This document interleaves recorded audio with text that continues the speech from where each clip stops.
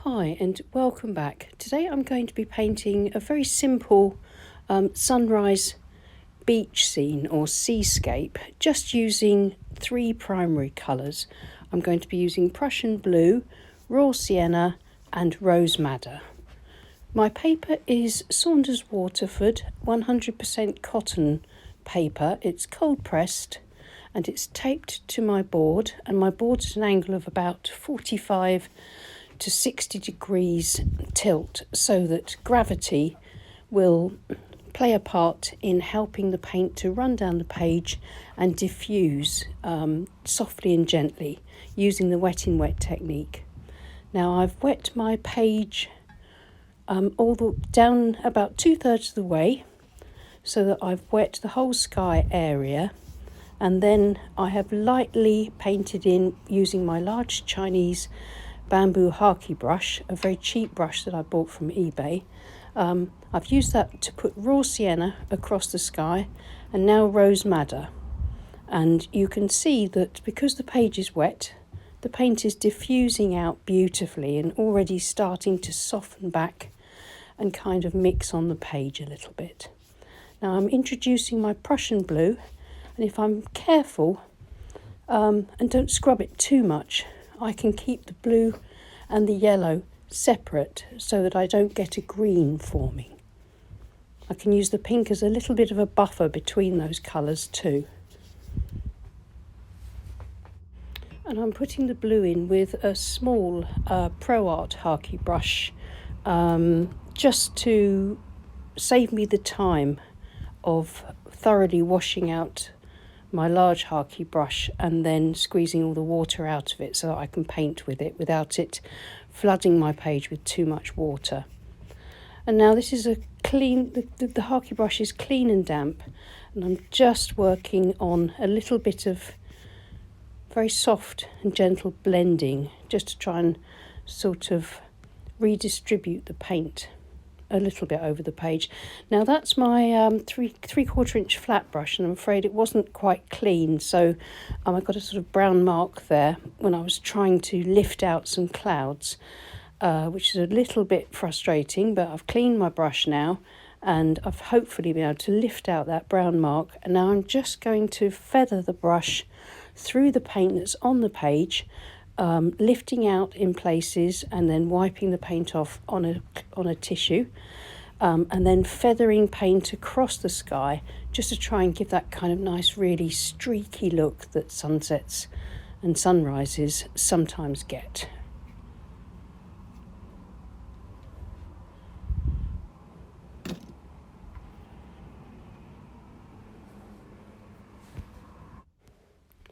I'm now going to wash in the sea area, and I'm going to use the same colours, the same three primary colours, and the same two brushes, the two haki brushes, just to try and get the same colours from the sky into the sea, but this time using very sort of horizontal brush strokes in order to keep the sea sort of nice and flat if I can.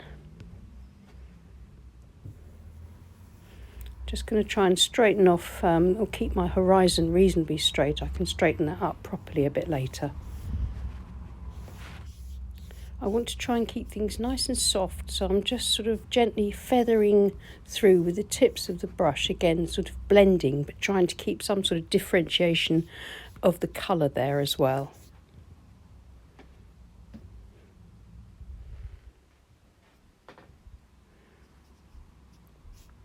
Just going to try and see if I can get a little bit more of the raw sienna into the water, so I've got that yellow glow below where the yellow is in the sunrise. Using the flat brush for this, just to sort of try and keep that orientation of horizontal brush strokes across the sea. Just softening across as I go. And I've added a bit more rose madder across the sea, just to reflect the sky a little bit more. Softening back again.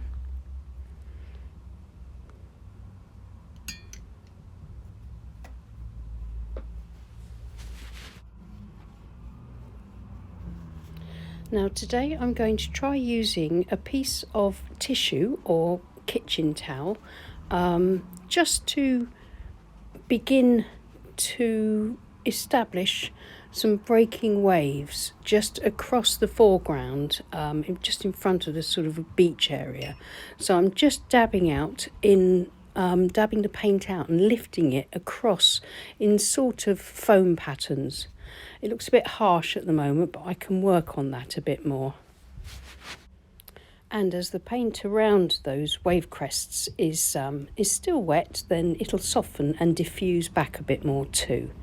I'm just going to carry on with the flat brush, smoothing out the sea in areas, lifting the paint a little tiny bit, sort of feathering it across horizontally, and then going to straighten up my horizon as best as I can while everything's still damp.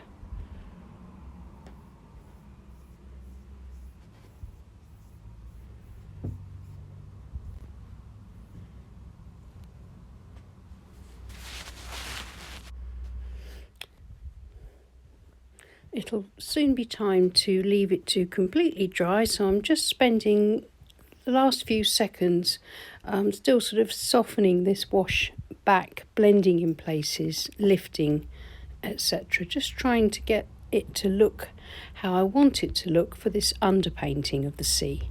The sky's finished, but the sea will need more work once it's dried.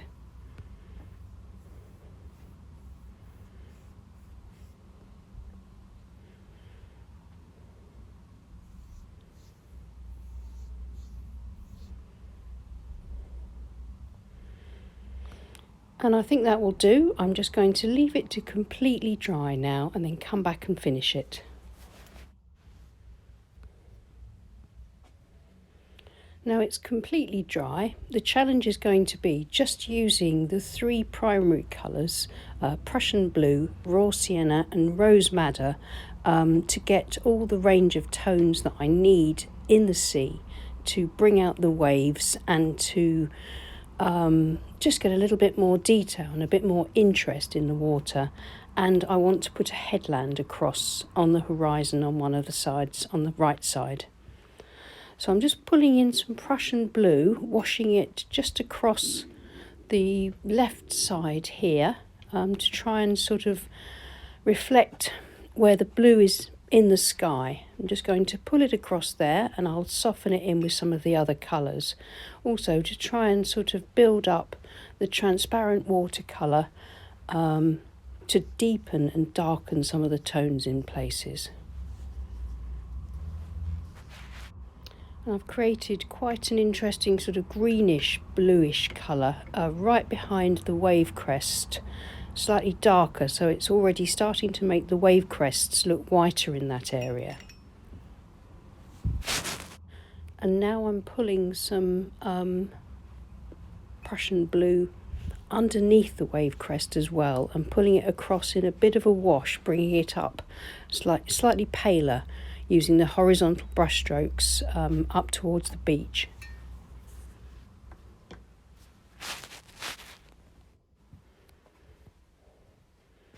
And I'm going to pull a bit more of that blue across the right side of the sea as well, feathering the colour down a little bit lighter, bringing it further forward. Just trying to bring some sort of more tone into the sea in places.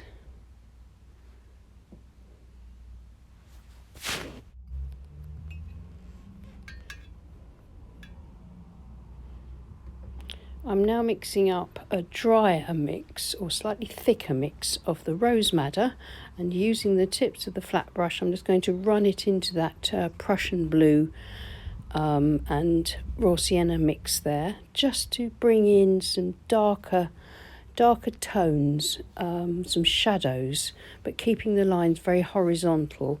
And as the paint runs out on the brush, I'm just feathering it out and softening that same rose madder across the water.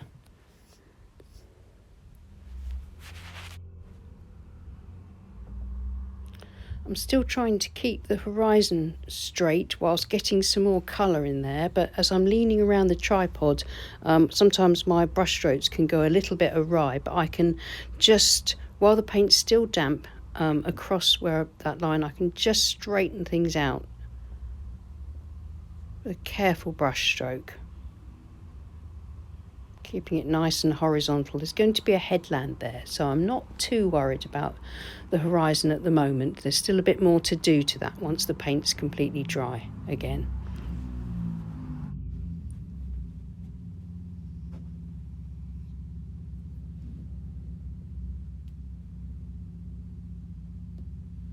I'm now going to continue with another layer of the Prussian blue just to try and build up the shadows even deeper behind the waves crests and below the wave crests, again to try and emphasize the white paper that we lifted out for the wave crests, because of the dark. Well, if you put dark against light, it will make the light areas look lighter.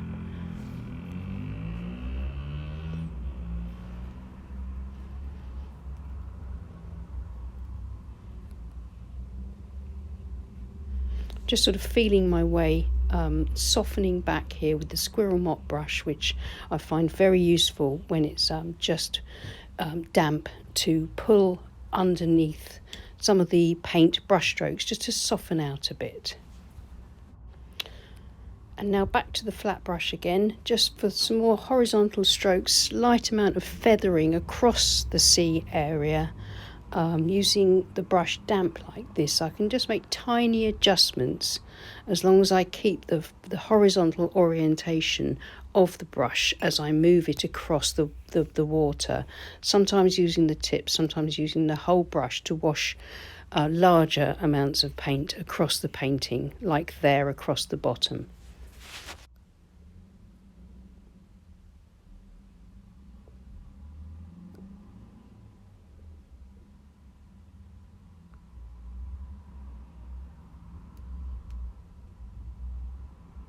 I think I'm just going to dot in a few more little lines of Prussian blue, and then just leave the painting to completely dry again.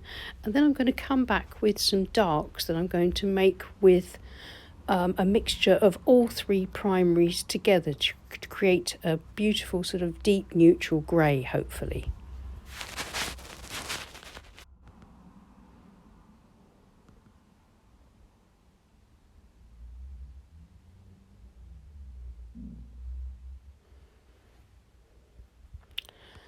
So it's all completely dry now. So now what I'm going to do is I'm going to, in my small palette here, I'm going to mix up all three colours. I've got Prussian blue, rose madder and raw sienna, and I'm mixing them all in together.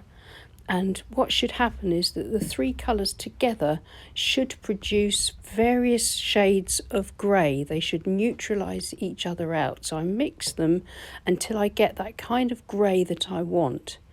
I could use Payne's grey, I could use another grey or a black, but doing it this way, using the colours that I've already used for the sunrise and the sea, I will, or should end up with a harmonious colour, because it's been created from the colours that I've already got. So it should really work beautifully with these primaries and mixes of primaries. Now I've painted a very thin headland just across on the right in the distance using that lovely grey. I'm quite happy with the way that grey looks against these colours. I think it works really well. I think if I'd used black it would have been much too dark.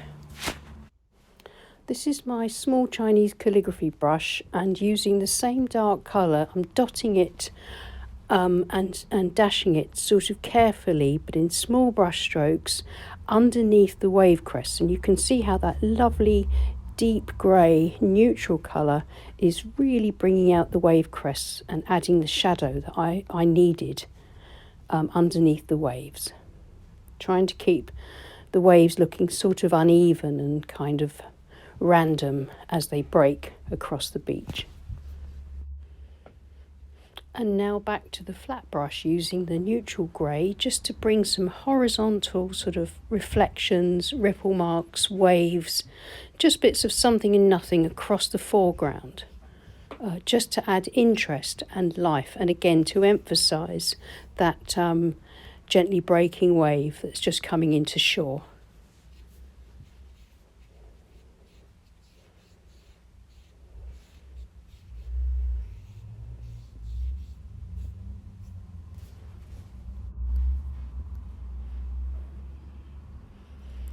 And now coming towards the end of the painting, it's just a bit of a balancing act really. It's just finishing things off, adding this nice dark shadow colour wherever I feel the painting needs it, just to balance things out.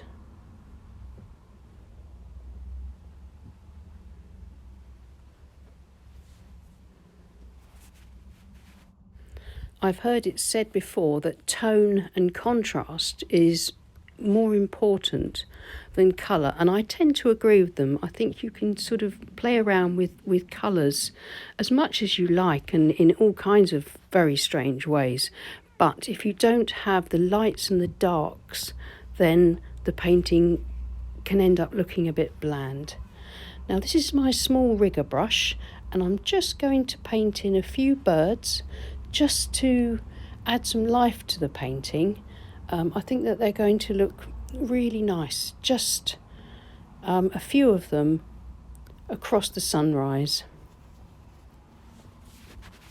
Going to dab them out if I think that they look a little bit too dark, just by gently touching a tissue onto the wet paint.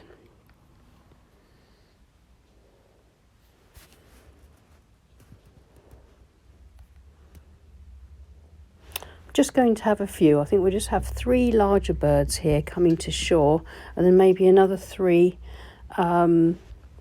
smaller birds just further back in the distance. I think seagulls are always a lovely addition to a calm and gentle seascape like this.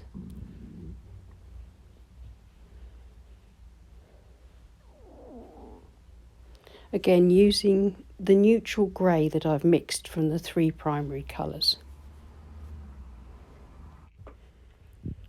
And I think that's just about it. Maybe a little bit more in the foreground, but I think I'm going to leave it at that. This sort of painting would be a good basis for all sorts of different paintings. You could have some boats in there, another headland, more birds, maybe some figures even, something like that. But I think I'm going to leave it as it is. I think it's a nice simple painting for beginners and intermediates to try. It's good practice for wet in wet skies, practice to try and make sure that you can keep them nice and simple and not overworked. Knowing when to step away from a sky and just to let the paint diffuse and dry rather than fiddling too much. Now I think that looks quite nice, but I think I just need to add a little bit more interest with the rigger and that nice dark grey into the foreground. So I'm just going to paint into the foreground with these sort of fairly random horizontal brush strokes, just to give me some more texture there and some more darker tone. As it dries, watercolour will always lighten up a little bit, so sometimes you have to go in with more darks, and that's just what I'm doing here underneath some of these wave crests, just darkening up with another layer of this sort of nice transparent neutral grey that was mixed from the 3 primaries.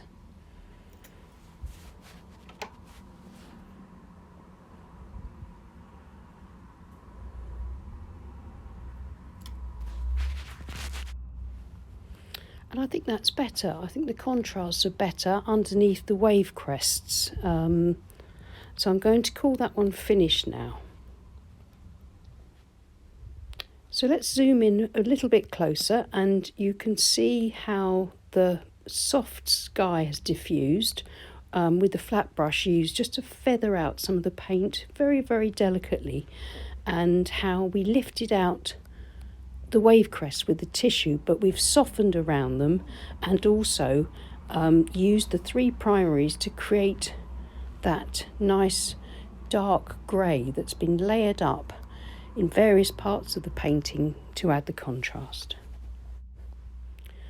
Well, thanks so much for watching. Please like and subscribe if you haven't already, and thanks so much to my lovely patrons on Patreon who support this channel. I'll see you again soon. Take care, stay safe and happy painting. Bye.